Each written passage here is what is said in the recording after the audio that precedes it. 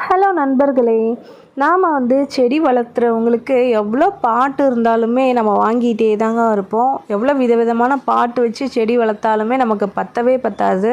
ஏன்னா நம்ம பார்க்குற இடத்துல போகிற இடத்துலலாம் செடி வாங்கி வாங்கி வச்சுக்கிட்டே இருப்போம். அதே போல் தாங்க எனக்கும் இந்த வாட்டர் கேனில் செடி வைக்கலாம் அப்படிங்கிற ஒரு ஆசை வாட்டர் கேனில் வச்சுக்கிட்டு இருந்தேன். ஆனால் பார்த்திங்கன்னா வாட்டர் கேனில் செடியோட வளர்ச்சி ரொம்பவுமே கம்மியாக இருக்குது.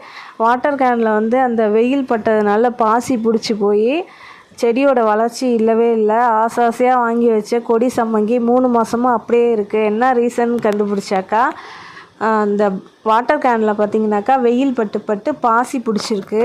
இதனால் செடியோட வளர்ச்சி ரொம்பவுமே கம்மியாக இருந்தது. அப்புறம் பல தேடல்களுக்கு அப்புறம் அதோட ரீசன் கண்டுபிடிச்சி இதை போல் பெயிண்ட் வாங்கி இதெல்லாம் சரி பண்ணியிருக்கேன். இதுக்கப்புறம் செடியோட வளர்ச்சி நல்லாயிருக்கும் அப்படின்னு நம்புகிறேன்.